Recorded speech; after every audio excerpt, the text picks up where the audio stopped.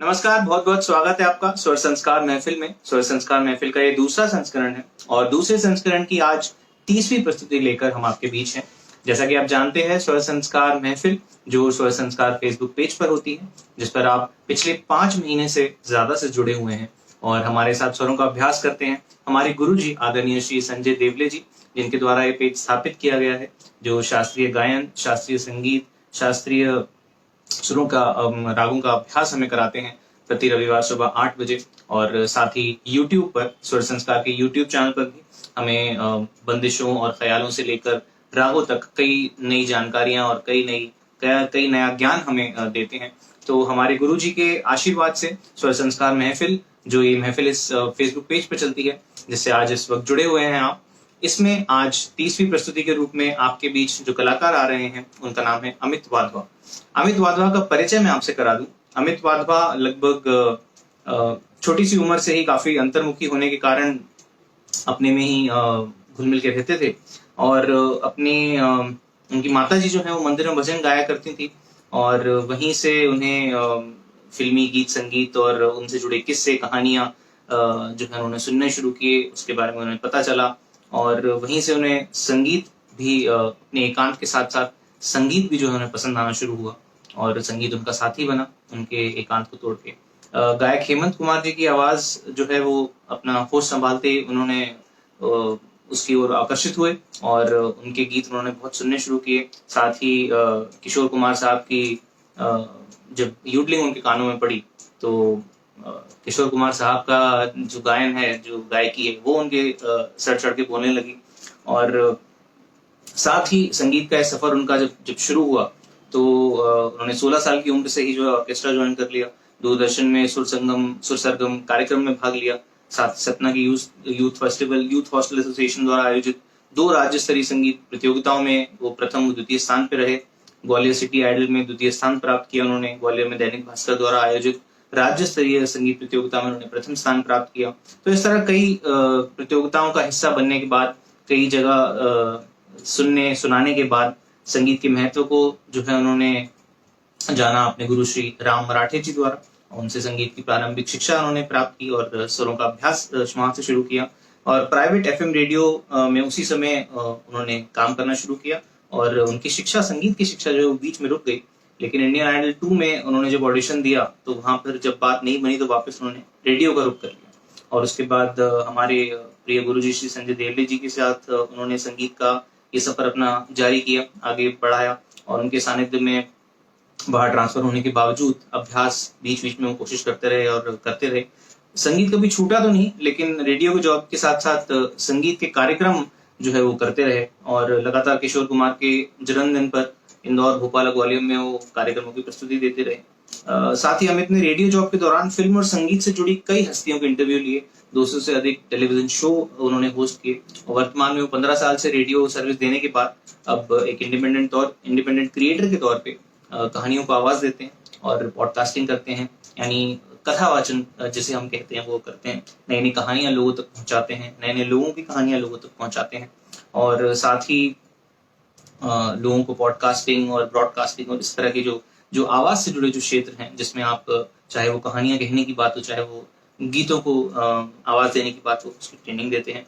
और साथ ही tune in जिंदगी पॉडकास्ट शो है जो फिलहाल रेडियो कला से जुड़े लोगों से बातचीत जिसमें वो करते हैं और अपनी जर्नी को उसमें वो डॉक्यूमेंट करते हैं। जो बड़े बड़े लोग हैं उनसे आपको रूबरू कराते हैं, उनसे आपका तारुफ कराते हैं, उनसे आपकी मुलाकात कराते हैं।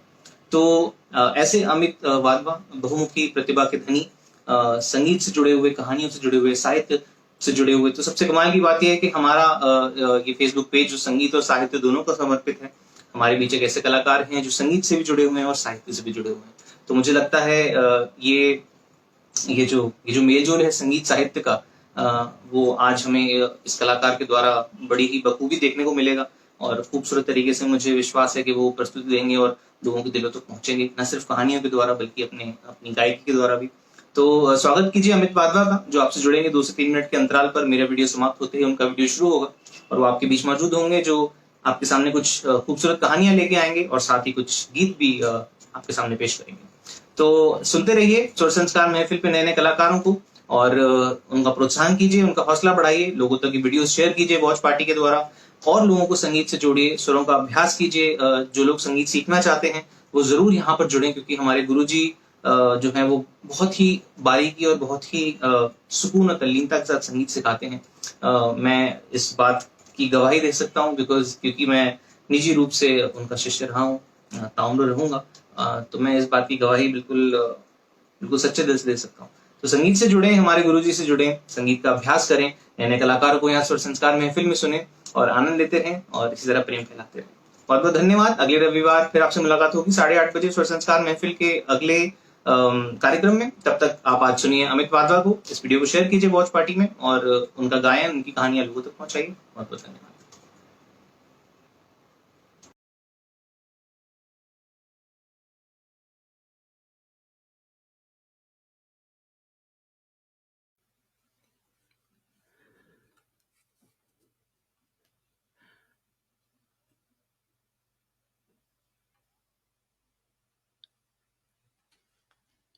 नमस्कार। उम्मीद करता हूं कि मैं अपीयर हो गया हूं स्क्रीन पर और आप मुझे देख पा रहे हैं। जी हाँ, आप लोगों ने ज्वाइन करना भी शुरू कर दिया है। आनंद भाई, मैं सबसे पहले तो आपका बहुत शुक्रिया अदा करना चाहता हूं और माफ़ी भी चाहता हूं, क्योंकि बहुत ही लास्ट मोमेंट पर ये जो परिचय आपने दिया है मैं आप तक पहुंचा पाया। और हमारे एक वरिष्ठ भ्राता जी हुआ करते हैं ईश्वरीय परिवार में, वो कहते हैं कि सारा परिचय दे दिया पर वो तो बताया नहीं जो मुख्य बात है कि मैं एक आत्मा हूं और परमात्मा की संतान हूं। तो वो मैं वहां कॉपी और पेस्ट कर देता हूं ये बात। और मैं तहे दिल से गुरु जी का धन्यवाद करना चाहूंगा, क्योंकि गुरु जी एक ऐसी ऐसी शख्सियत और ऐसी पर्सनालिटी हैं। मुझे लगता है कि वो हर किसी पर अपनी मेहरबान नजरें और दुआओं भरा हाथ रखते हैं, जिसकी वजह से कमजोर आत्मविश्वास वाला व्यक्ति भी जो है वो उसके अंदर आत्मविश्वास जन्म ले लेता है और वो कुछ कर गुजरता है।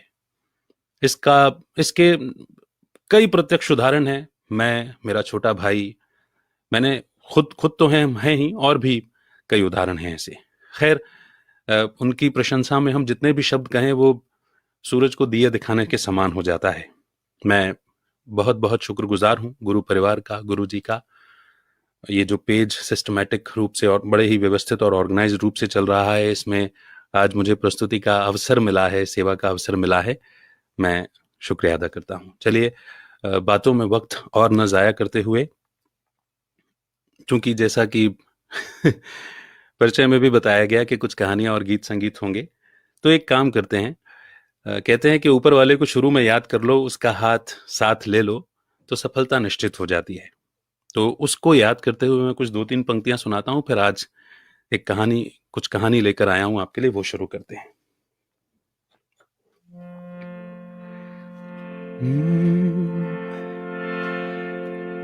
ईश्वर अपने साथ है, डरने की क्या बात है। ईश्वर अपने साथ है, डरने की क्या बात है।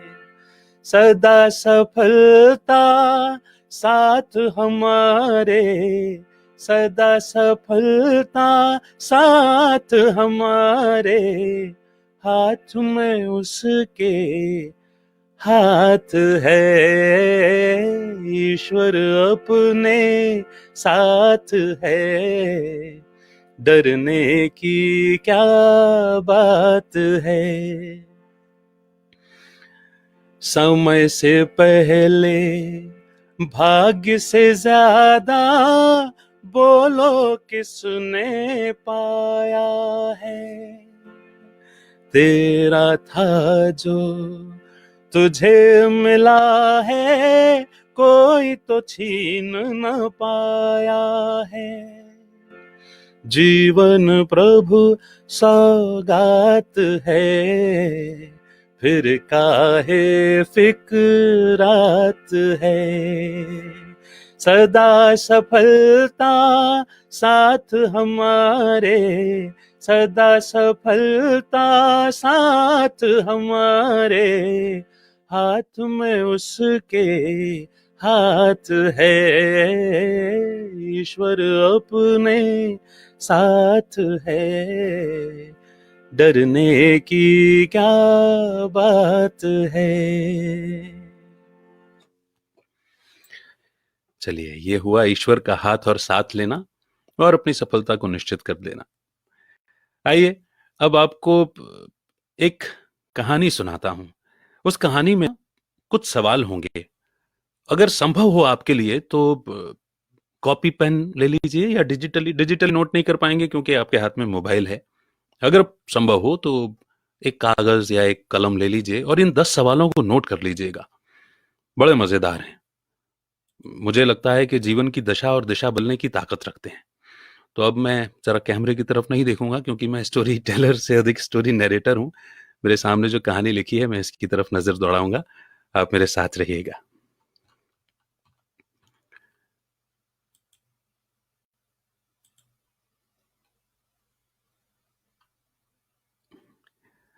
और आप जितने भी मेरा स्वागत कर रहे हैं, ग्रीटिंग्स लिख रहे हैं, मैं तहे दिल से बहुत आपका धन्यवाद अदा करता हूं।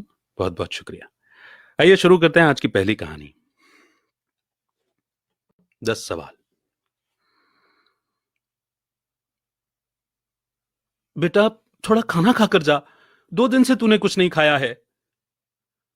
लाचार माता के शब्द हैं अपने बेटे को समझाने के लिए। देखो मम्मी, मैंने 12वीं बोर्ड की परीक्षा के बाद वेकेशन में सेकंड हैंड बाइक मांगी थी और पापा ने प्रॉमिस किया था आज मेरे आखिर पेपर के बाद दीदी को कह देना कि जैसे ही मैं परीक्षा हॉल से बाहर आऊंगा तब पैसा लेकर बाहर खड़ी रहे। मेरे दोस्त की पुरानी बाइक मुझे आज ही लेनी है। और हां, अगर दीदी वहां पैसे लेकर नहीं आई तो मैं घर नहीं लौटूंगा। एक गरीब घर में बेटे मोहन की जिद और माता की लाचारी आमने सामने टकरा रही थी। बेटा तेरे पापा तुझे बाइक देने ही वाले थे, लेकिन पिछले ही महीने हुए एक्सीडेंट। मैं कुछ नहीं जानता, मुझे तो बाइक चाहिए ही चाहिए। मम्मी कुछ बोले उसके पहले ही मोहन बोला। ऐसा बोलकर मोहन अपनी मम्मी को गरीबी और लाचारी की मझधार में छोड़कर घर से बाहर निकल गया। 12वीं बोर्ड की परीक्षा के बाद भागवत सर एक अनोखी परीक्षा आयोजित किया करते थे। हालांकि भागवत सर का विषय गणित था, लेकिन विद्यार्थियों को वो जीवन का गणित भी समझाते थे और उनके सभी विद्यार्थी विविधता से भरपूर इस परीक्षा को अचूक देने जाया करते थे। इस साल भी सभी पहुंचे और इस साल की परीक्षा का विषय था मेरी पारिवारिक भूमिका। तो मोहन परीक्षा के हॉल में आकर बैठ गया। सभी को पेपर बंट गए।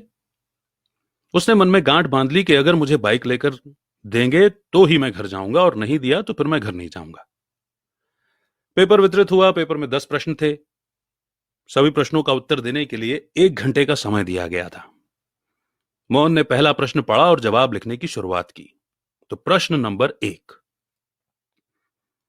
आपके घर में आपके पिताजी, माताजी, बहन, भाई और आप कितने घंटे काम करते हो? सविस्तार बताइए। मोहन ने तुरंत से जवाब लिखना शुरू किया। जवाब, पापा सुबह 6 बजे टिफिन के साथ अपनी ऑटो रिक्शा लेकर निकल जाते हैं और रात को 9 बजे वापस आते हैं। ऐसे में लगभग 15 घंटे। मम्मी सुबह 4 बजे उठकर पापा का टिफिन तैयार कर बाद में घर का सारा काम करती है। दोपहर को वो सिलाई बुनाई का काम करती है और सभी लोगों के सो जाने के बाद ही वो सोती है। लगभग रोज के 16 घंटे। दीदी सुबह कॉलेज जाती है, शाम को 4 से 8 पार्ट टाइम जॉब करती है और रात को मम्मी के काम में मदद करती है, यानी लगभग 12 से 13 घंटे। मैं सुबह 6 बजे उठता हूं और दोपहर स्कूल से आकर खाना खाकर फिर सो जाता हूं। शाम को अपने दोस्तों के साथ निकल जाता हूं, फिर रात को आकर खाना खाकर 11 बजे तक लगभग पढ़ता हूं, यानी लगभग 8-9 घंटे। अब उत्तर लिखने के बाद मोहन को मन ही मन लगा कि उसका कामकाज में औसत सबसे कम है। पहले सवाल के जवाब के बाद मोहन ने दूसरा प्रश्न पढ़ा। प्रश्न नंबर 2, आप भी लिख रहे होंगे, मैं उम्मीद कर रहा हूं। प्रश्न नंबर 2 है, आपके घर की मासिक कुल आमदनी कितनी है? जवाब, पापा की आमदनी लगभग 10,000 है। मम्मी और दीदी मिलकर 5,000 जोड़ते हैं, यानी कुल आमदनी 15,000। प्रश्न number 3, mobile recharge plan, TV पर आ रहे आपके मनपसंद 3 टीवी सीरियल्स, शहर के 3 सिनेमा हॉल्स का पता और अभी वहां चल रही फिल्म के नाम बताइए। अब सभी प्रश्नों का जवाब आसान होने से मोहन ने फटाफट 2 मिनट में उत्तर लिख दिया। प्रश्न नंबर 4, 1 किलो आलू और भिंडी की अभी की हाल की कीमत क्या है? 1 किलो गेहूं, चावल और तेल की कीमत बताइए और जहां पर घर का गेहूं पिसाने जाते हैं उस आटा चक्की का पता लिखिए। मोहन भाई को इस सवाल का जवाब ही नहीं आया। उसे समझ में आया कि हमारी दैनिक आवश्यक जरूरतों की चीजों के बारे में तो उसे लेश मात्र भी ज्ञान नहीं है। मम्मी जब भी कोई काम बताती थी तो वो मना कर देता था। आज उसे ज्ञान हुआ कि अनावश्यक चीजें, मोबाइल, रिचार्ज, मूवी का ज्ञान इतना उपयोगी नहीं है। अपने घर के काम की जवाबदेही लेने से या तो हाथ बटोर कर देने से हम कतराते रहते हैं। प्रश्न नंबर 5, आप अपने घर में भोजन को लेकर कभी तकरार या गुस्सा करते हो? जवाब, हाँ, मुझे आलू के सिवा कोई भी सब्जी पसंद नहीं है और अगर मम्मी कोई सब्जी और बनाए, मतलब कोई और सब्जी बनाए, तो मेरे घर में झगड़ा होता है। मैं कभी कभी बगैर खाना खाए उठ जाता हूं। अब इतना लिखने के बाद ही मोहन को याद आया कि आलू की सब्जी से मम्मी को गैस की तकलीफ होती है, पेट में दर्द होता है। अपनी सब्जी में वो एक बड़ी चम्मच अजवाइन डालकर खाती है। एक दिन मैंने गलती से मम्मी की सब्जी खा ली और फिर मैंने थूक दिया और फिर पूछा कि मम्मी तुम ऐसी सब्जी क्यों खाती हो? तब दीदी ने बताया था कि हमारे घर की ऐसी अच्छी स्थिति नहीं है कि हम 2 सब्जी बनाकर खाएं। तुम्हारी जिद के कारण मम्मी बेचारी क्या करे। मोहन ने अपनी यादों से बाहर आकर अगले प्रश्न को पढ़ा। प्रश्न नंबर 6, आपने अपने घर में क्यों ही आखिरी जिद के बारे में लिखी है? मोहन ने जवाब लिखना शुरू किया। मेरी बोर्ड की परीक्षा पूरी होने के बाद ही दूसरे दिन बाइक के लिए जिद की थी। पापा ने कोई जवाब नहीं दिया। मम्मी ने समझाया कि घर में पैसे नहीं है, लेकिन मैं नहीं माना। मैंने 2 दिन से घर में खाना खाना भी छोड़ दिया है। जब तक बाइक लेकर नहीं दोगे मैं खाना नहीं खाऊंगा और आज तो मैं घर वापस नहीं जाऊंगा, यह कहकर निकला हूं। अपनी जिद का मोहन ने प्रामाणिकता से जवाब लिखा।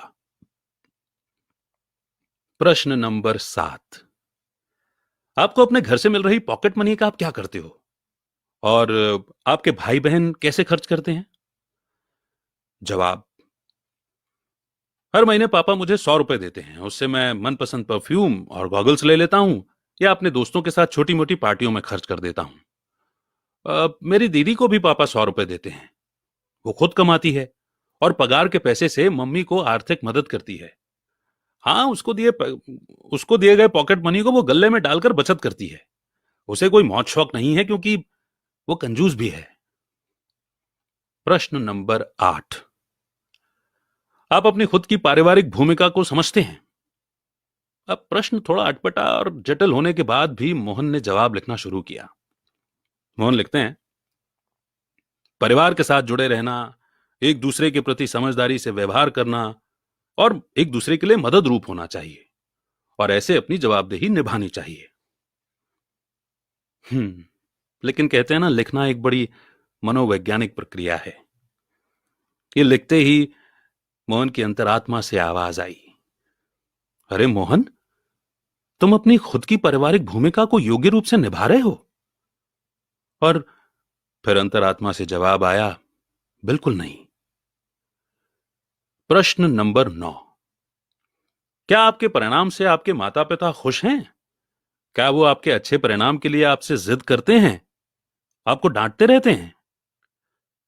अब इस प्रश्न का जवाब लिखते हुए मोहन की आंखें भर आईं।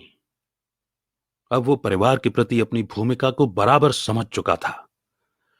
फिर भी उसने लिखने की शुरुआत की। वो लिखता है, वैसे तो मैं कभी भी अपने माता पिता को आज तक संतोषजनक परिणाम नहीं दे पाया हूं, लेकिन इसके लिए उन्होंने कभी जिद नहीं की है। मैंने बहुत बार अच्छे रिजल्ट के प्रॉमिस तोड़े हैं, फिर भी हल्की सी डांट के बाद वही प्रेम और वही वात्सल्य, वही अपनापन बना रहता था। प्रश्न नंबर 10, पारिवारिक जीवन में असरकार भूमिका निभाने के लिए इस वेकेशन में आप कैसे परिवार को मदद रूप होंगे? जवाब में मोहन की कलम चले इससे पहले ही उसकी आंखों से आंसू बहने लगे और जवाब लिखने के पहले ही कलम रुक गई। वो बेंच के नीचे मुंह रखकर रोने लगा। फिर से कलम उठाई मगर तब भी वो कुछ न लिख पाया और अनुत्तर यानी बिना लिखे ही 10वां प्रश्न छोड़कर उसने पेपर सबमिट कर दिया। स्कूल के दरवाजे पर वो दीदी को देखकर उसकी तरफ दौड़ पड़ा। दीदी बोली, भैया ये ले 8,000 रुपए, मम्मी ने कहा है कि बाइक लेकर ही आना। और दीदी ने मोहन के हाथ पर पैसे धर दिए। मोहन ने पूछा, दीदी कहां से लाई ये पैसे? दीदी ने बताया, मैंने मेरे ऑफिस से 1 महीने की सैलरी एडवांस मांग ली, मम्मी भी जहां काम करती है वहीं से उधार ले लिया और मेरी पॉकेट मनी की बचत से निकाल लिए। ऐसा करके तुम्हारी बाइक की व्यवस्था हो गई है। मोहन की नजर पैसे पर स्थिर हो गई। फिर दीदी बोली, भाई तुम मम्मी को बोलकर निकले थे कि पैसे नहीं दोगे तो मैं घर पर नहीं आऊंगा। अब तुम्हें समझना चाहिए कि तुम्हारी भी घर के प्रति जिम्मेदारी है। अरे मुझे भी बहुत से शौक हैं, लेकिन अपने शौक से ज्यादा मैं अपने परिवार को महत्व देती हूं। तुम हमारे परिवार के सबसे लाडले हो। पापा को पैर की तकलीफ है, फिर भी तेरी बाइक के लिए पैसे कमाने और तुझे दिए गए प्रॉमिस को पूरा करने के लिए अपने फ्रैक्चर वाले पैर के बावजूद काम किए जा रहे हैं, वो भी तेरी बाइक के लिए। अगर तुम समझ सको तो अच्छा है, नहीं तो कल रात को भी अपने प्रॉमिस को पूरा नहीं कर सकने के कारण बहुत दुखी थे और इसके पीछे उनकी मजबूरी है। बाकी तुमने भी तो अनेकों बार अपने प्रॉमिस तोड़े ही है ना। और मोहन के हाथ में पैसे थमाकर दीदी घर की ओर चल दी। इतने में उसका दोस्त वहां अपनी बाइक लेकर आ गया और अच्छे से चमका कर लाया था। वो बोला, ले मोहन, आज से ये बाइक तुम्हारी। सभी 12,000 में मांग रहे हैं, मगर तेरे लिए सिर्फ 8,000।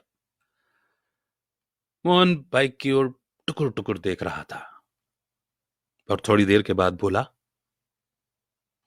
दोस्त तुम अपनी बाइक ना उस 12,000 वाले को ही दे देना। मेरे पास पैसे की व्यवस्था नहीं हो पाई है और अभी होने की संभावना भी नहीं है यार। और वो सीधा भागवत सर के कैबिन में जा पहुंचा। भागवत सर के पास पहुंचा तो भागवत सर ने पूछा, अरे मोहन, कैसा लिखा है पेपर में? भागवत सर ने मोहन की ओर देखकर पूछा, सर ये कोई पेपर नहीं था, ये तो मेरे लिए जीवन का दिशा निर्देश था। मैंने एक प्रश्न का जवाब छोड़ दिया है, किंतु ये जवाब लिखकर नहीं, अपने जीवन की जवाबदेही निभाकर दूंगा। और वो भागवत सर को चरण स्पर्श कर अपने घर की ओर निकल पड़ा। घर पहुंचते ही मम्मी, पापा, दीदी सब उसकी राह देखकर खड़े थे। मम्मी ने पूछा, बेटा बाइक कहां है? मोहन ने दीदी के हाथ में पैसे थमा दिए और कहा, सॉरी दीदी, मुझे बाइक नहीं चाहिए।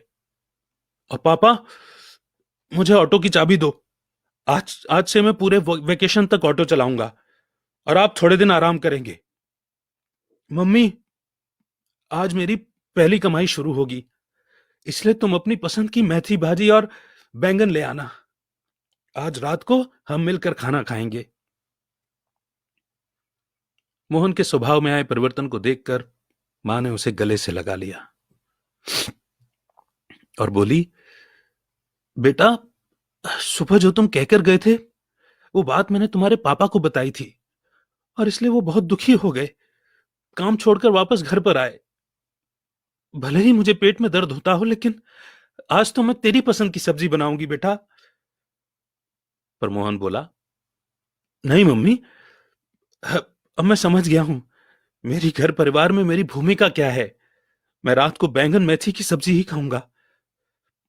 आज मैंने परीक्षा में आखिरी जवाब नहीं लिखा है मां, वो मुझे प्रैक्टिकल करके दिखाना है। और हम गेहूं पिसाने कहां जाते हैं, उस आटा चक्की का नाम और पता भी मुझे देना मां।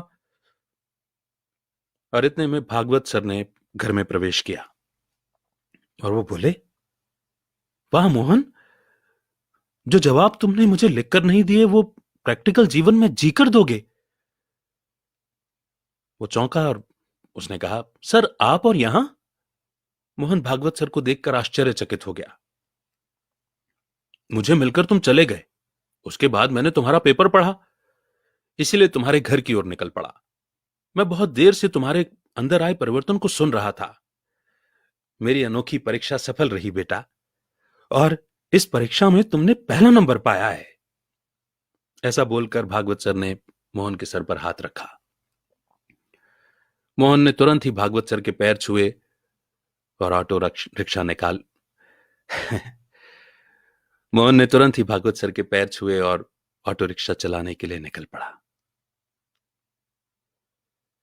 और इसी मोड़ पर ये कहानी यहीं पर समाप्त होती है। कैसी लगी आपको? आप लिखकर बताएंगे तो बहुत अच्छा लगेगा, मैं कमेंट्स पढ़ना चाहूंगा।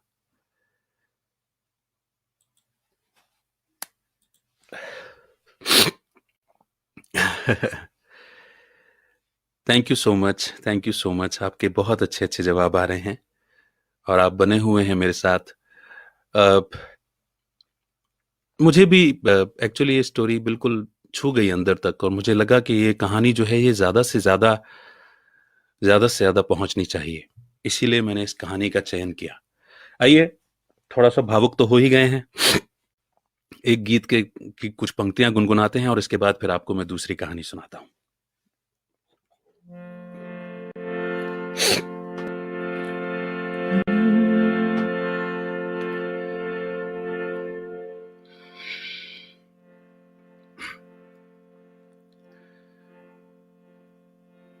माँ बच्चों की जान होती है, माँ बच्चों की जान होती है, वो होते हैं किस्मत वाले जिनकी माँ होती है, कितनी सुंदर है, वो कितनी शीतल है। मैं माफी चाहूंगा कि मैं उतने क्योंकि मैं भी भाव विभोर हूं, तो उस तरह से नहीं गा पा रहा हूं, मगर भाव पहुंच रहे होंगे, उम्मीद है। न्यारी न्यारी है ओ माँ। देखिए, गीत के बोल ही नहीं निकल रहे। ओ माँ, ओ माँ, ओ माँ, तू कितनी अच्छी है, तू कितनी भोली है, प्यारी प्यारी है ओ माँ, ओ माँ, ओ माँ, ओ माँ। चलिए, मैं भी बहुत अच्छे से नहीं गा पा रहा हूं, तो उससे नहीं गाता। मैं आपको एक दूसरी कहानी की ओर ले चलता हूं। ये कहानी हम सब ने ना बचपन में पढ़ी है, और मुझे लगता है कि कुछ मिलता जुलता ही जेस्ट होगा इस कहानी का। और यदि एक भाव पर हम मजबूती से ध्यान दे दे, फोकस कर दे, और वो भाव, वो पक्ष यदि हमारा मजबूत हो जाता है, तो शायद हमारे अंदर कुछ परिवर्तन की गुंजाइश भी आ जाती है। तो चलिए, आज की कहानी शुरू करता हूं। मैं शुरू करूंगा, आप उस कहानी को पहचानेंगे और कमेंट सेक्शन में लिखेंगे कि कौन सी कहानी है वो। ठीक है गुरुजी, मैंने आपका कमेंट पढ़ा, थैंक यू सो मच। चलिए शुरू करते हैं आज की ये कहानी, दूसरी कहानी।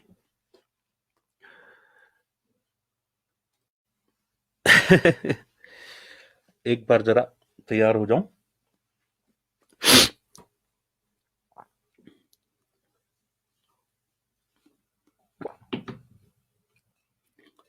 शुरू करते हैं। आपको कहानी का नाम पहचान करके कमेंट सेक्शन में लिखना है, ठीक है?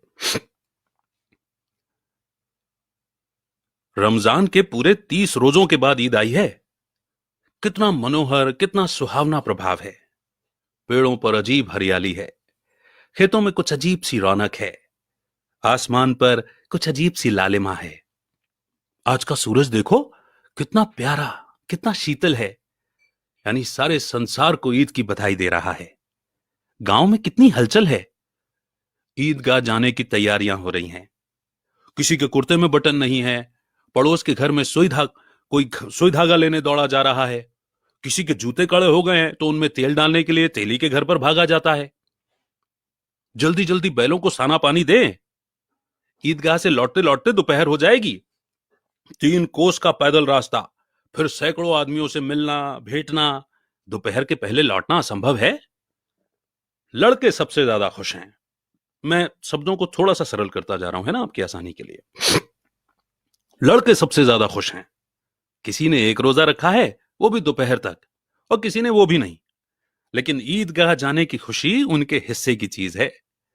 रोजे बड़े बूढ़ों के लिए होंगे, इनके लिए तो ईद है। रोज ईद का नाम रटते थे, आज वो आ गई। अब जल्दी पड़ी है कि लोग ईदगाह क्यों नहीं चलते। इन्हें गृहस्थी की चिंताओं से क्या लेना देना। सेवैयों के लिए दूध और शक्कर घर में है या नहीं, इनकी बला से।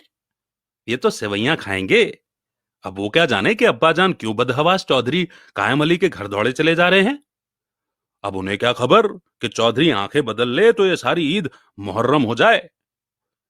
उनकी अपनी जेबों में तो कुबेर का धन भरा हुआ है। बार बार जेब से अपना खजाना निकालकर गिनते हैं और खुश होकर फिर रख लेते हैं। महमूद गिनता है, 1, 2, 10, 12। उसके पास 12 पैसे हैं। मोहसिन के पास 1, 2, 3, 8, 9, 15 पैसे हैं। इन्हीं अनगिनती पैसों में अनगिनती चीजें लाएंगे। खिलौने, मिठाइयां, बिगुल, गेंद और न जाने क्या क्या। और सबसे ज्यादा खुश है हामिद। वो 4-5 साल का गरीब, सूरत का दुबला पतला लड़का, जिसके पिताजी पिछले ही वर्ष हैजे की भेंट हो गए और मां न जाने क्यों पीली होती रहती एक दिन मर गई। किसी को पता क्या बीमारी है। कहती तो सुनने वाला कौन था। दिल पर जो कुछ बीतती थी वो दिल में ही सहती थी, और जब न सहा गया तो संसार से विदा हो गई। अब हामिद अपनी बूढ़ी दादी अमीना की गोद में सोता है और उतना ही प्रसन्न है। उसके अब्बा जान रुपए कमाने गए हैं, बहुत सी थैलियां लेकर आएंगे। अम्मी जान अल्लाह मियां के घर से उसके लिए बड़ी अच्छी अच्छी चीजें लाने गई हैं। इसीलिए हामिद प्रसन्न है। अब ऐसा दादी ने उसे बताया है। आशा तो बड़ी चीज है, और फिर बच्चों की आशा, उनकी कल्पना तो राई का भी पहाड़ बना लेती है। हामिद के पांव में जूते नहीं हैं। सिर पर एक पुरानी धुरानी टोपी है जिसका गोटा काला पड़ गया है, मगर फिर भी वो खुश है। जब उसके अब्बा जान थैलियां और अम्मी जान नियामतें लेकर आएंगी तो वो दिल से अरमान निकाल लेगा। तब देखेगा मोहसिन, नूरे और सम्मी कहां से उतने पैसे निकालेंगे। अभागिन अमीना अपनी कोठरी में बैठी रो रही है। आज ईद का दिन, उसके घर में दाना नहीं। आज आबिद होता तो क्या इस तरह ईद आती और यूं चली जाती। इस अंधकार और निराशा में वो डूबी जा रही है। किसने बुलाया था इस निगोड़ी ईद को। इस घर में उसका काम नहीं। लेकिन हामिद, उसे किसी के मरने जीने से क्या मतलब। उसके अंदर प्रकाश है, बाहर आशा। मुसीबत अपना सारा दल बल लेकर आए, हामिद की आनंद भरी चितवन उसका विध्वंस कर देगी। हामिद अंदर जाकर दादी से कहता है, तुम डरना नहीं अम्मा, मैं सबसे पहले आऊंगा, बिल्कुल नहीं डरना। अमीना का दिल कचोट रहा है। गांव के बच्चे अपने अपने बाप के साथ जा रहे हैं। हामिद का बाप अमीना के सिवाय और कौन है। उसे कैसे अकेले मेले में जाने दे। उस भीड़ भाड़ से बच्चा कहीं खो जाए तो क्या हो। नहीं नहीं, अमीना उसे यूं न जाने देगी। नन्ही सी जान, अरे 3 कोस चलेगा कैसे। पैर में छाले पड़ जाएंगे, जूते भी तो नहीं है। वो जाती तो थोड़ी थोड़ी दूर पर उसे गोदी में ले लेती, लेकिन फिर यहां सेवैयां कौन पकाएगा। और पैसे होते तो लौटते लौटते सारा सामान जमा करके चटपट बना लेती। यहां तो घंटों चीजें जमा करते लगेंगे। मांगने का ही भरोसा ठहरा। उस दिन फहीमन के कपड़े सिले थे, 8 आने पैसे मिले थे। उस अठन्नी को ईमान की तरह बचाती चली आती थी। इसी ईद के लिए, लेकिन कल ग्वालन मतलब दूध देने वाली सर पर सवार हो गई तो अब क्या करती? हामिद के लिए कुछ नहीं है, 2 पैसे का दूध तो चाहिए ही। अब तो कुल 2 आने पैसे बच रहे हैं, 3 पैसे हामिद की जेब में, 5 अमीना के बटुए में। यही तो बिसात है। और ईद का त्योहार, अब अल्लाह ही बेड़ा पार लगाए। धोबन, नाइन और मेहतरानी सभी तो आएंगी। अब सभी को सेवैयां चाहिए। थोड़ा किसी को आंख नहीं लगता, थोड़े से किसी का सब्र ही नहीं होता। किस किस से मुंह चुराएगी और क्यों मुंह चुराए? साल भर का त्योहार है, जिंदगी खैरियत से रहे, उनकी तकदीर भी तो उसी के साथ है। बच्चे खुदा बच्चे को खुदा सलामत रखे, ये दिन भी कट जाएंगे। खैर, गांव से मेला चला और बच्चों के साथ हामिद भी जा रहा था। कभी सबके साथ दौड़कर आगे निकल जाते, फिर किसी पेड़ के नीचे खड़े होकर साथ वालों का इंतजार करते। ये लोग इतना धीरे धीरे क्यों चल रहे हैं? हामिद के पैरों में तो जैसे पर निकल आए हैं। वो कभी थक सकता है? शहर का दामन आ गया, मतलब बॉर्डर। अब सड़क के दोनों ओर अमीरों के बगीचे हैं, पक्की 4 दीवारी बनी हुई है, पेड़ों में आम और लीचियां लगी हुई हैं। कभी कभी कोई लड़का कंकड़ी उठाकर आम पर निशाना लगाता है तो माली अंदर से गाली देता हुआ निकलता है। लड़के वहां से 1 फरलांग दूर पर हैं, खूब हंस रहे हैं। माली को कैसा उल्लू बनाया है। बड़ी बड़ी इमारतें आने लगी। ये अदालत है, ये कॉलेज, ये क्लब घर है। इतने बड़े कॉलेज में कितने लड़के पढ़ते होंगे? अजी, सब लड़के नहीं हैं, बड़े बड़े आदमी हैं। सच, उनकी बड़ी बड़ी मूछें हैं। इतने बड़े हो गए, अभी तक पढ़ने जाते हैं। न जाने कब तक पढ़ेंगे और क्या करेंगे इतना पढ़कर। हामिद के मदरसे में 2-3 बड़े बड़े लड़के हैं, बिल्कुल 3 कौड़ी के, रोज मार खाते हैं, काम से जी चुराने वाले। इस जगह भी उसी तरह के लोग होंगे क्या? ओए, क्लब घर में जादू होता है, सुना है यहां मुर्दों की खोपड़ियां दौड़ती हैं और बड़े बड़े तमाशे होते हैं, पर किसी को अंदर नहीं जाने देते।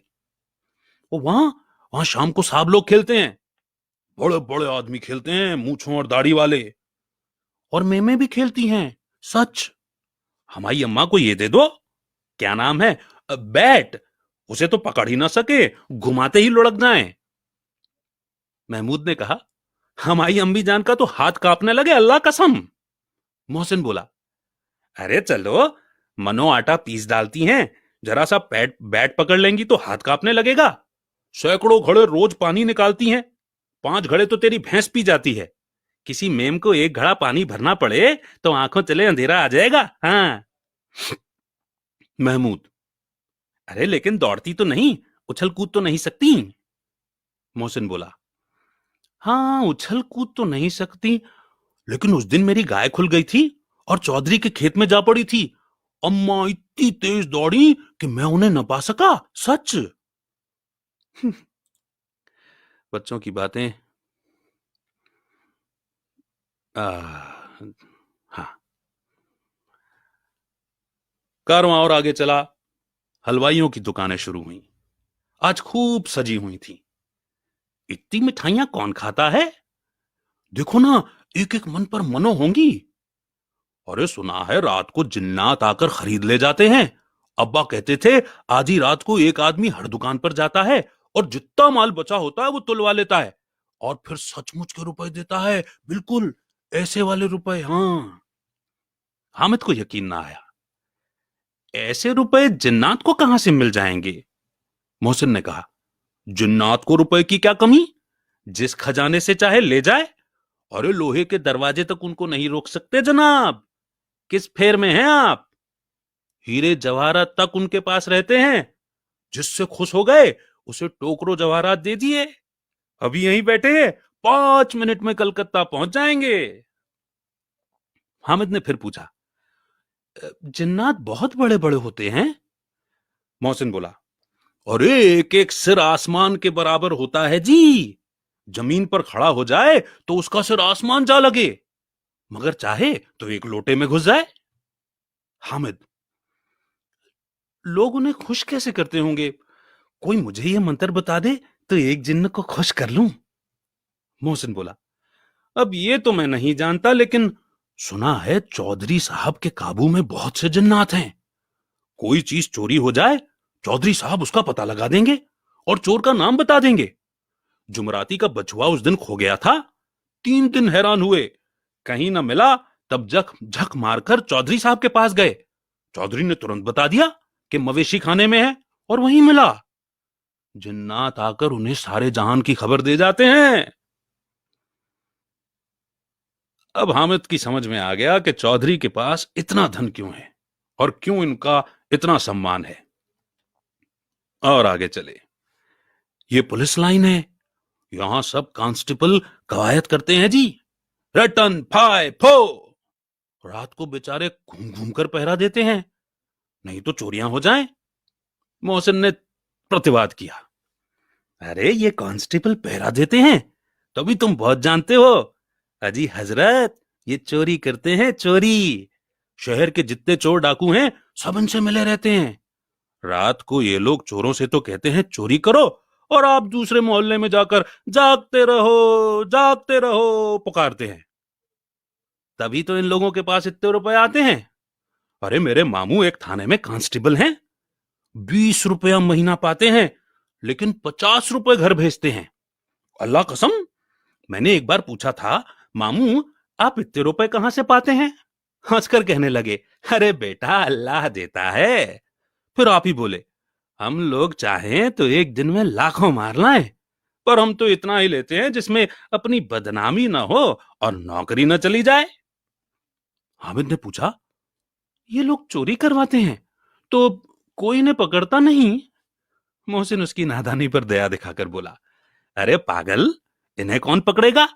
पकड़ने वाले तो ये लोग खुद हैं, लेकिन अल्लाह इन्हें सजा भी खूब देता है। हराम का माल हराम में जाता है। थोड़े ही दिन हुए, मामू के घर में आग लग गई, सारी लई पूंजी जल गई, एक बर्तन तक न बचा जनाब। कई दिन पेड़ के नीचे सोए, अल्लाह कसम, पेड़ के नीचे। फिर न जाने कहां से 100 कर्ज लाए तो बर्तन भांडे आए। हामिद, 100 तो 50 से ज्यादा होते हैं ना? अरे कहां 50, कहां 100? 50 एक थैली भर होता है, 100 तो 2 थैलियों में भी ना आ पाए। अब बस्ती घनी होने लगी। आप चल रहे हैं ना मेरे साथ साथ? चलते रहिए, ये कारवां आगे बढ़ रहा है। अब बस्ती घनी होने लगी। ईदगाह जाने वालों को की टोलियां नजर आने लगी, एक से एक भड़कीले वस्त्र पहने हुए, कोई इक्के तांगे पर सवार, कोई मोटर पर। सभी इत्र में बसे, सभी के दिलों में उमंग। ग्रामीणों का यह छोटा सा दल अपनी विपन्नता से बेखबर संतोष और धैर्य में मगन चला जा रहा था। बच्चों के लिए नगर की सभी चीजें अनोखी थी। जिस चीज की ओर ताकते ताकते ही रह जाते, और पीछे से बार बार हॉर्न की आवाज आने पर भी न चेतते। हामिद तो मोटर के नीचे जाते जाते बचा। सहसा ईदगाह नजर आई। ऊपर इमली के घने पेड़ों की छाया है, नीचे पक्का फर्श है जिस पर जाजम बिछा हुआ है, और रोजेदारों की पंक्तियां एक के पीछे एक न जाने कहां तक चली गई हैं, पक्की जगत के नीचे तक, जहां जाजम भी नहीं है। नए आने वाले आकर पीछे की कतार में खड़े हो जाते हैं। आगे जगह नहीं है, यहां कोई धन और पद नहीं देखता। अल्लाह की निगाह में सब बराबर है। इन ग्रामीणों ने भी वजू किया और पिछली पंक्ति में खड़े हो गए। कितना सुंदर संचालन है, कितनी सुंदर व्यवस्था। लाखों सिर एक साथ सजदे में झुक जाते हैं, फिर सबके सब एक साथ खड़े हो जाते हैं, एक साथ झुकते हैं, एक साथ घुटनों के बल बैठ जाते हैं। कई बार यही क्रिया होती है, जैसे बिजली की लाखों बत्तियां एक साथ प्रदीप्त हों और एक साथ बुझ जाएं। यही क्रम चलता रहा। कितना अपूर्व दृश्य था, जिसकी सामूहिक क्रियाएं, विस्तार और अनंतता हृदय को श्रद्धा, गर्व और आत्मा आनंद से भर देती थी। मानो भाईचारे का एक सूत्र इन समस्त आत्माओं को एक लड़ी में पिरोए हुए हो।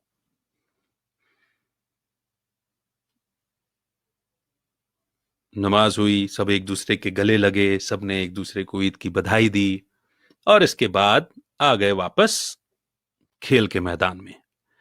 अब जरा जहां मुझे थोड़ी सी अपनी कहानी मिसिंग लग रही है, तो मैं उसे ढूंढ कर लाता हूं। थोड़ा सा साथ दीजिए। हम्म, क्योंकि मैं नहीं चाह रहा कि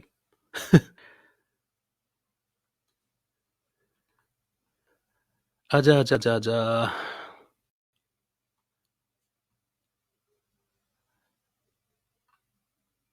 बड़ी ये भी बड़ी मार्मिक सी कहानी है।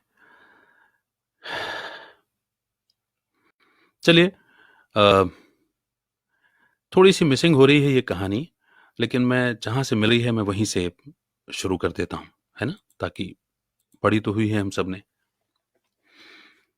सब वापस आते हैं ईद पढ़ नमाज पढ़ करके, और अब बच्चों को खिलौने खरीदने हैं। खिलौने की दुकान पर बच्चे पहुंचे तो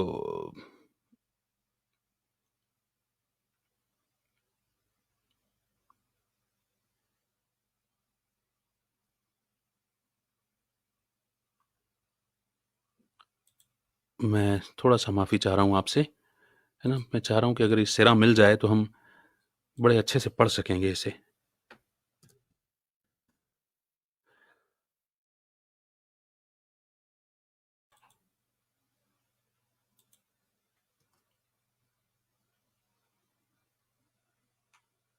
मिल तो गया है, अगर आप मुझे आधा मिनट और दे दें तो डॉक्यूमेंट खुल जाएगा।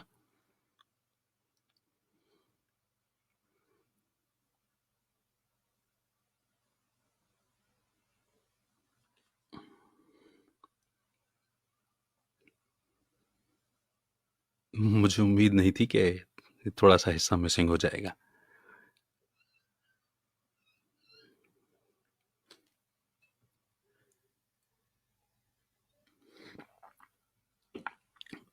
आगे जो पार्ट है कहानी का, ईद का है कहानी, आप सबको पता ही है। इसमें अब छोटे से बच्चों की ना आप कल्पना देखिएगा और इनका वाद प्रतिवाद देखिएगा। इतना सुंदर है, मुझे लगता है कि एक तो हमें हमारा बचपन भी याद आ जाएगा, और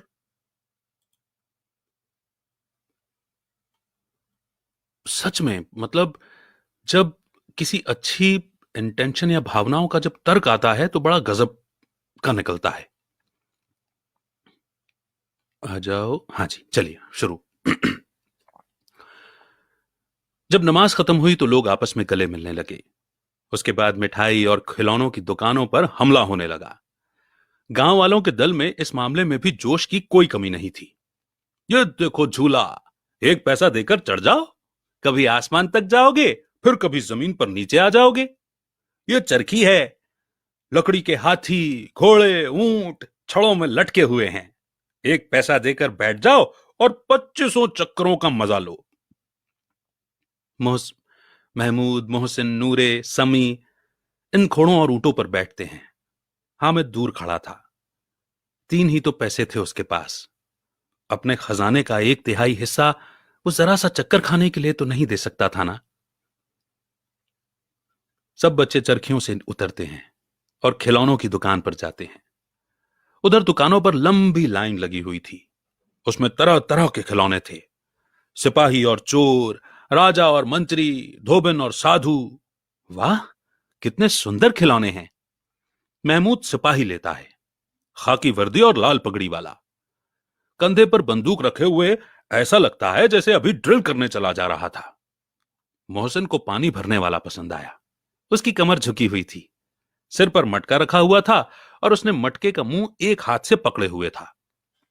ये कितना खुश है, शायद कोई गीत गा रहा है, बस मटके से पानी उड़ेलना ही चाहता है। नूरे को वकील पसंद आया।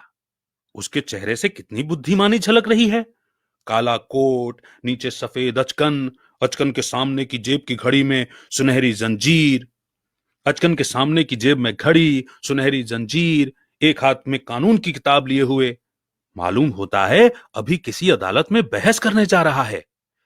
ये सब 2-2 पैसे के खिलौने थे। हामिद के पास कुल 3 पैसे थे, तो इतने महंगे खिलौने वो कैसे ले? खिलौना कहीं हाथ से छूट गया तो चूर चूर हो जाएगा। उस पर जरा सा पानी पड़े तो सारा रंग धुल जाएगा। ऐसे खिलौने लेकर वो क्या करेगा? ये किस काम के? मोहसिन कहता है, मेरा भिश्ती रोज पानी दे जाएगा सुबह शाम। महमूद बोला, और मेरा सिपाही घर पर पहरा देगा, अगर कोई चोर आया तो फौरन बंदूक तान कर भगा देगा। नूरे बोला, और मेरा वकील कई मुकदमे लड़ेगा। सम्मी कहां चुप रहने वाला था। और मेरी धोबन रोज कपड़े धोएगी। हामिद खिलौनों की बुराई करता है। मिट्टी के ही तो हैं, गिरे तो चकनाचूर हो जाएंगे। लेकिन वो ललचाई हुई आंखों से खिलौनों को देख रहा था और चाहता था कि काश थोड़ी देर के लिए उन्हें हाथों में ले सकता। उसके हाथ अपने आप ही खिलौनों की ओर बढ़ते हैं, लेकिन लड़के इतनी आसानी से अपने खिलौने नहीं देते, खासकर जब वो नए नए हों। हामिद ललचाता ही रह जाता है। खिलौने के बाद बारी आती है मिठाइयों की। किसी ने रेवड़ियां ली, किसी ने गुलाब जामुन, किसी ने सोहन हलवा। सब बड़े मजे से खा रहे थे। हामिद इन सब में अलग खड़ा था। बेचारे के पास 3 ही पैसे थे, क्यों कुछ लेकर नहीं खाता? ललचाई आंखों से सबकी ओर देखता है। मोहसिन कहता है, हामिद, रेवड़ी ले जा, कितनी खुशबूदार है। हामिद को शक हुआ, यह सिर्फ इसकी बदमाशी और शरारत है, मोहसिन इतना उदार नहीं है। लेकिन फिर भी वो उसके पास जाता है। मोहसिन दोने से एक रेवड़ी निकालकर हामिद की ओर बढ़ाता है। हामिद हाथ आगे करता है और मोहसिन रेवड़ी अपने मुंह में रख लेता है। महमूद, नूरे, सम्मी खूब तालियां बजा बजा कर हंसते हैं। हामिद चिढ़ जाता है। मोहसिन बोला, अच्छा अब की जरूर देंगे हामिद, अल्लाह कसम ले जा। हामिद ने कहा, अपने पास ही रखे रहो, क्या मेरे पास पैसे नहीं हैं? सम्मी ने कहा, 3 ही तो पैसे हैं, 3 पैसे में क्या क्या लोगे? महमूद बोला, हमसे गुलाब जामुन ले जाओ हामिद, मोहसिन तो बदमाश है। हामिद बोला, मिठाई कौन सी बहुत अच्छी चीज है, किताब में इसकी कितनी बुराइयां लिखी हैं। मोहसिन, लेकिन तुम मन ही मन में कह रहे होगे, अगर मिल जाए तो खा लें, अपने पैसे क्यों नहीं निकालते?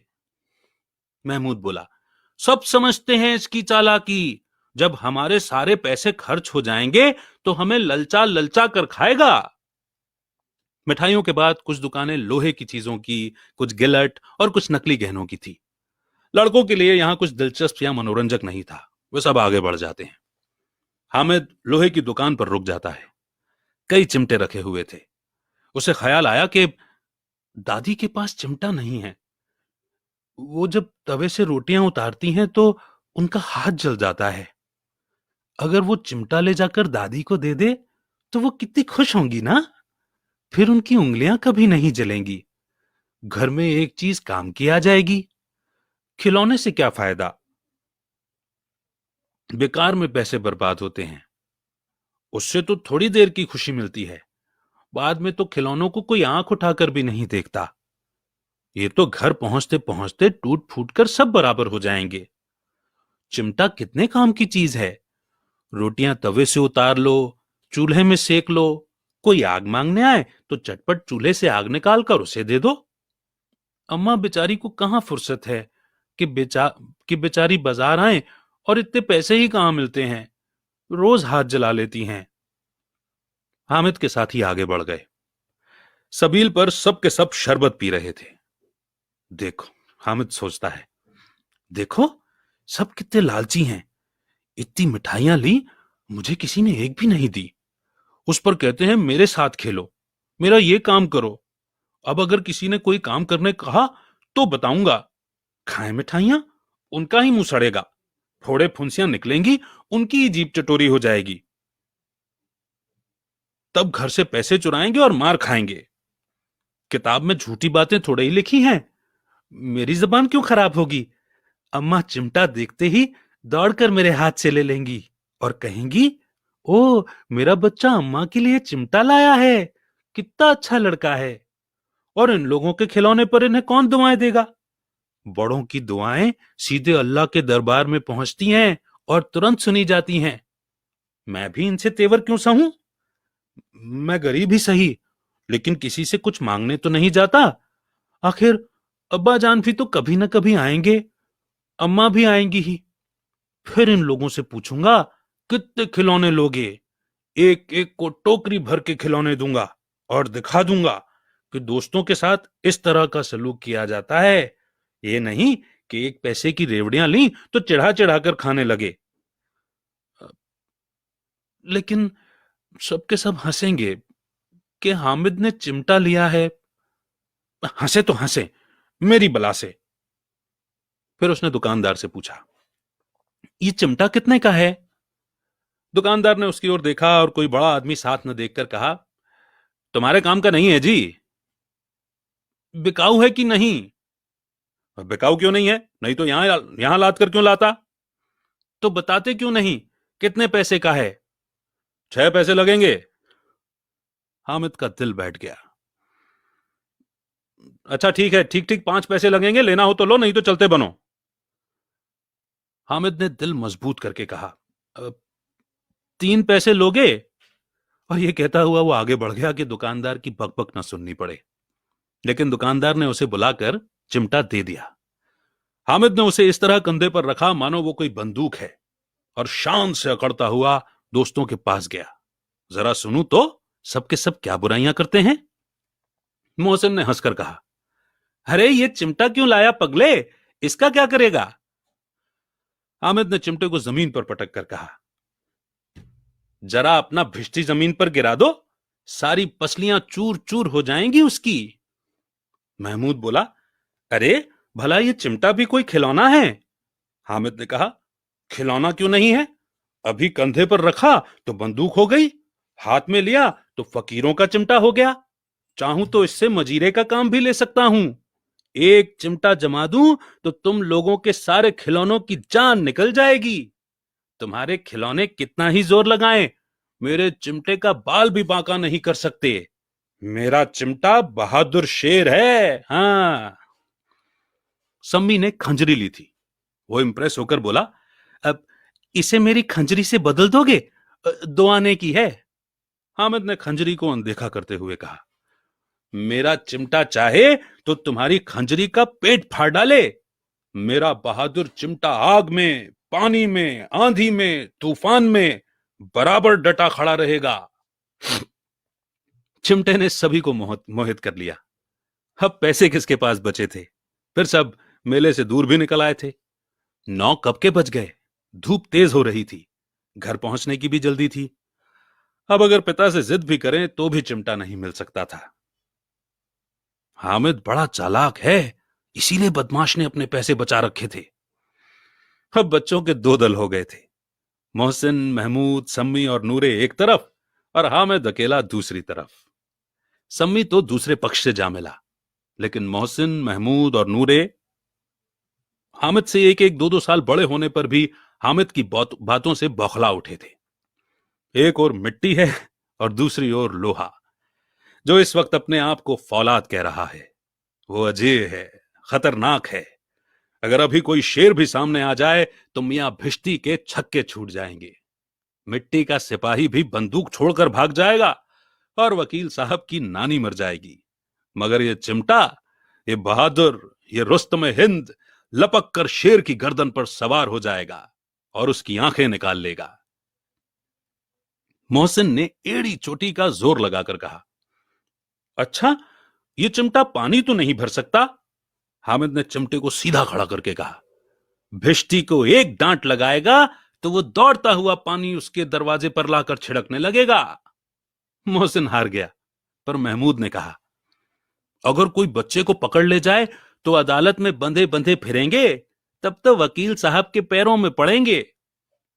हामिद इस तर्क का जवाब न दे सका। उसने पूछा, हमें पकड़ने कौन आएगा? नूरे ने अकड़ कर कहा, यह सिपाही, बंदूक वाला। हामिद ने मुंह चिढ़ाकर कहा, ये बेचारे हम बहादुर रुस्तम हिंद को पकड़ेंगे? अच्छा लाओ, अभी जरा कुश्ती हो जाए। चिमटे की सूरत देखकर ही दूर से भाग जाएंगे, पकड़ेंगे क्या बेचारे? मोहसिन को एक बात सूझी, तुम्हारे चिमटे का मुंह रोज आग में जलेगा। उसने समझा था कि हामिद के पास इसका कोई जवाब नहीं होगा, लेकिन ऐसा नहीं हुआ। हामिद ने तुरंत जवाब दिया, आग में बहादुर ही कूदते हैं जनाब। तुम्हारे ये वकील, सिपाही और भिश्ती घर में घुस जाएंगे। आग वो बला है जो ये रुस्तमे हिंद ही झेल सकता है। महमूद ने जोर लगाया। वकील साहब कुर्सी मेज पर बैठेंगे तो तुम्हारा चिमटा रसोई में जमीन पर पड़ा रहने के सिवा और कर ही क्या सकता है? इस तर्क ने सम्मी और नूरे को भी चौंका दिया। कितने पते की बात कही है इसने? चिमटा रसोई में पड़े रहने के सिवा और कर ही क्या सकता है? हामिद को कोई फड़कता हुआ जवाब नहीं सूझा तो उसने यूं ही कहना शुरू कर दिया। मेरा चिमटा रसोई में नहीं रहेगा। वकील साहब कुर्सी पर बैठेंगे तो जाकर उन्हें जमीन पर पटक देगा और उनका कानून उनके पेट में डाल देगा। यहां बात कुछ बनी नहीं, लेकिन कानून को पेट में डालने वाली बात छा गई, और ऐसी छा गई कि तीनों सूरमा मुंह ताकते रह गए। हामिद ने मैदान जीत लिया था। उसका चिमटा रुस्तमे हिंद है। अब इसमें मोहसिन, महमूद, नूरे, सम्मी किसी को भी आपत्ति नहीं हो सकती। जीतने वाले को हारने वालों से जो आदर मिलना चाहिए वो हामिद को भी मिला। औरों ने 3-3, 4-4 आने पैसे खर्च किए पर कोई काम की चीज नहीं ले सके। हामिद ने 3 पैसे में रंग जमा लिया। सच ही तो है, खिलौनों का क्या भरोसा, टूट फूट जाएंगे। हामिद का चिमटा तो सालों साल बना रहेगा। अब समझौते की शर्तें तय होने लगी। मोहसिन ने कहा, जरा अपना चिमटा दो, हम भी देखें। तुम हमारा भिश्ती लेकर देख लो। महमूद और नूरे ने भी अपने अपने खिलौने पेश किए। हामिद को इन शर्तों को मानने में कोई आपत्ति न थी। चिमटा बारी बारी से सबके हाथ में गया और उनके खिलौने बारी बारी से हामिद के हाथ में आ गए। कितने खूबसूरत खिलौने हैं, हामिद ने सोचा। उसने अपने साथियों के आंसू पोंछे। अरे, मैं तो तुम्हें चढ़ा रहा था। सच, ये चिमटा भला क्या इन खिलौनों की बराबरी करेगा? लेकिन मोहसिन की पार्टी को इस दिलासे से संतोष नहीं हुआ। मोहसिन बोला, लेकिन इन खिलौनों के लिए कोई हमें दुआ तो नहीं देगा? महमूद बोला, अरे दुआ की बात तो छोड़ो, ये सोचो कि मार न पड़े। अम्मा जरूर कहेंगी कि मेले में यही मिट्टी के खिलौने मिले। हामिद को स्वीकार करना पड़ा कि खिलौनों को देखकर किसी की मां इतनी खुश नहीं होगी जितनी दादी चिमटे को देखकर होंगी। 3 पैसों में ही तो उसे सब कुछ करना था, और उन पैसों के खर्च होने पर उसे अब कोई पछतावा नहीं था। फिर अब तो चिमटा रुस्तमे हिंद है और सभी खिलौनों का बादशाह। रास्ते में महमूद को भूख लगी। उसके पिता ने केले खाने को दिए। महमूद ने सिर्फ हामिद को केले दिए। उसके दूसरे दोस्त मुंह ताकते रह गए। यह उस चिमटे का ही प्रसाद था। 11 बजे गांव में हलचल मच गई। मेले वाले आ गए, मेले वाले आ गए। मोहसिन की छोटी बहन ने दौड़कर भिश्ती उसके हाथ से छीन ली और मारे खुशी के उछल पड़ी। तो मियां भिश्ती नीचे आ गिरे और टूटकर परलोक से धार गए। इस पर भाई बहन में जमकर मारपीट हुई। दोनों खूब रोए। उसकी अम्मा यह शोर सुनकर बहुत नाराज हुई और दोनों को ऊपर से 2-2 चांटे और लगा दिए। मियां नूरे के वकील का अंत उनके पद के अनुसार इससे ज्यादा अच्छा था।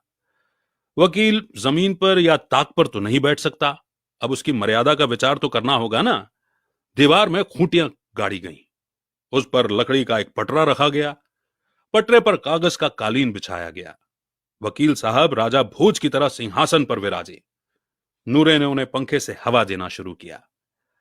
अदालत में तो बिजली के पंखे रहते हैं, यहां क्या मामूली पंखा भी नहीं होगा? कानून की गर्मी दिमाग पर चढ़ जाएगी कि नहीं? बॉस का पंखा आया, बांस का पंखा आया और नूरे हवा करने लगा। मालूम नहीं पंखे की हवा से या पंखे की चोट से वकील साहब स्वर्गलोक से मृत्युलोक में चले गए और उनका मिट्टी का शरीर मिट्टी में ही मिल गया। फिर बड़े जोरदार रोने धोने से उनके टूटने का शोक मनाया गया। अब रहा महमूद का सिपाही। उसे चटपट गांव का पहरा देने का चार्ज मिल गया। लेकिन पुलिस का सिपाही कोई साधारण इंसान तो है नहीं जो अपने पैरों पर चले। वो पालकी पर चलेगा। एक टोकरी आई। उसमें कुछ लाल रंग के फटे पुराने चीथड़े बिछाए गए, जिसमें सिपाही साहब आराम से लेटे। नूरे ने यह टोकरी उठाई और अपने दरवाजे का चक्कर लगाने लगा। उनके दोनों भाई तुतलाती आवाज में सिपाही की तरह, सोने वालों, जागते लो, पुकारते हुए चल रहे थे। मगर रात का वक्त था। अंधेरा था तो नूर को ठोकर लगी और टोकरी उससे छूटकर गिर पड़ी और मियां सिपाही अपनी बंदूक लिए जमीन पर धड़ाम से गिर गए और उनकी एक टांग टूट गई। महमूद को आज पता चला कि वो अच्छा डॉक्टर है। उसे ऐसी दवा मिल गई थी जिससे वो टूटी टांग को तुरंत जोड़ सकता था। बस सिर्फ गूलर का दूध चाहिए था। गूलर का दूध आता है, टांग जवाब दे देती है। ऑपरेशन यानी कि शल्य क्रिया असफल। तब उसकी दूसरी टांग भी तोड़ दी जाती है। अब कम से कम एक जगह आराम से तो बैठ सकता है। एक टांग से न तो चल सकता था न बैठ सकता था।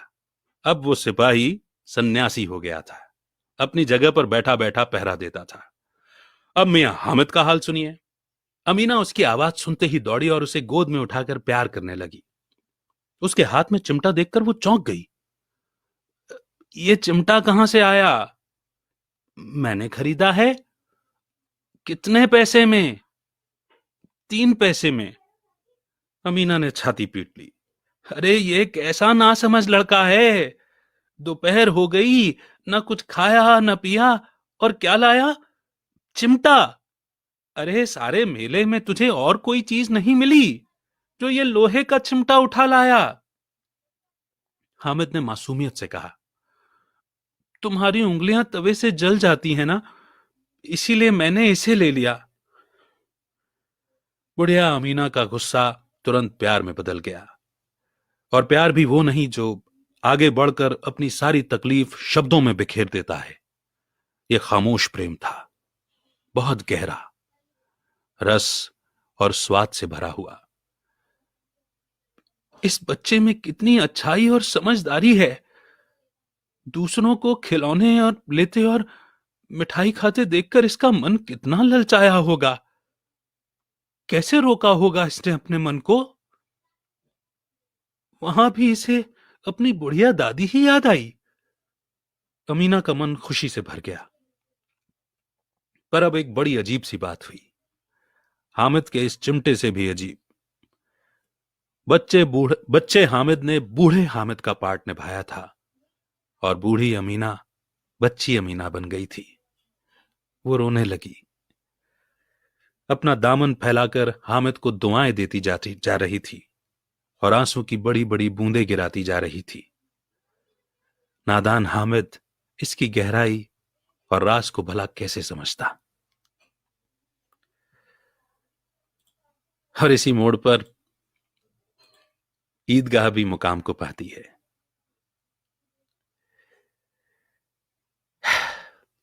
ईदगाह ये कहानी हम सबने बचपन में सुनी है।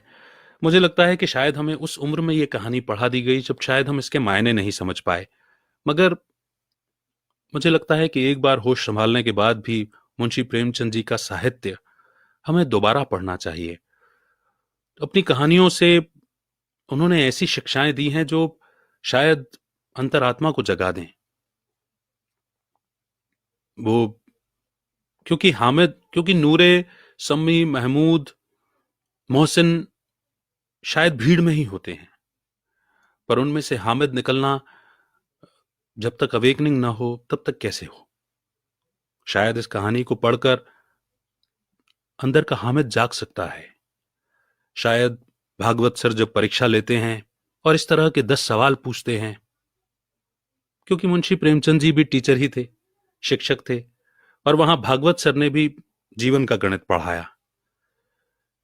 बात टीचर्स की हो, गुरुजनों की हो, शायद इनसे अवेकनिंग हो जाती है, अंतरात्मा जाग जाती है और हम सही राह पर आ जाते हैं। अच्छा साहित्य, अच्छा संगीत, अच्छी पढ़ाई हमें सही राह पर ले आती है।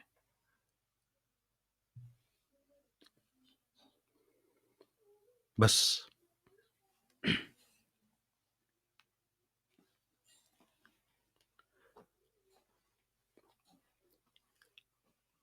हम सब भावनाओं से चलने वाले लोग हैं।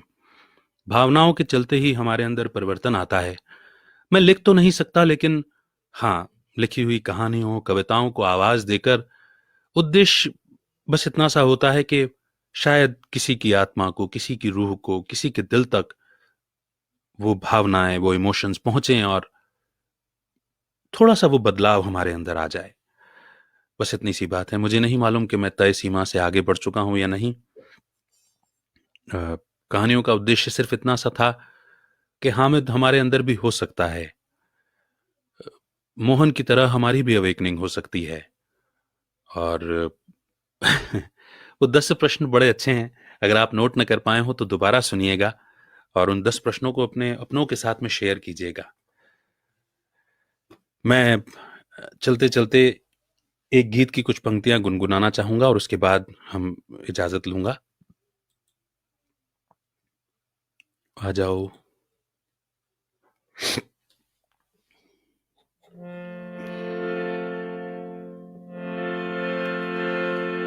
हो जल गए जो धूप में तो साया हो गए,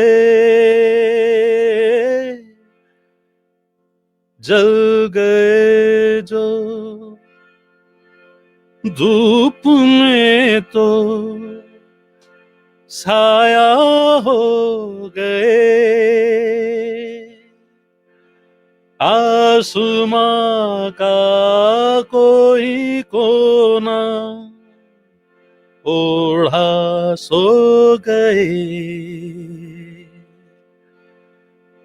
जो गुजर जाती है बस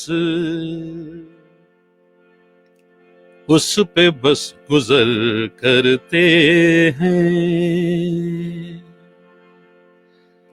उड़ते पैरों के तले जब बहती है ज़मीन, उड़ते पैरों के तले जब बहती है ज़मीन, मुड़ के हमने कोई मंजिल देखी नहीं, रात दिन राहों पे हम शाम सहर करते हैं, ऐसे उजड़े आशियाने तिनके उड़ गए, ऐसे उजड़े आशियाने तिनके उड़ गए, बस्तियों तक आते आते रस्ते मुड़ गए, हम ठहर जाएं जहां उसको शहर करते हैं, राह पे रहते हैं, यादों में बसर करते हैं, खुश रहो अहले वतन, हम तो सफर करते हैं, राह पे रहते हैं, यादों में बसर करते हैं, खुश रहो अहले वतन, हम तो सफर करते हैं, हम तो सफर करते हैं।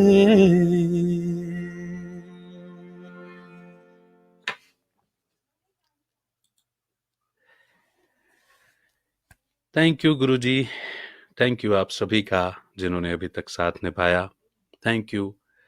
मैं इसे सेवा ही समझ रहा हूँ, सेवा का ये अवसर देने के लिए। अमित का बहुत बहुत नमस्कार। जय हिंद, जय भारत।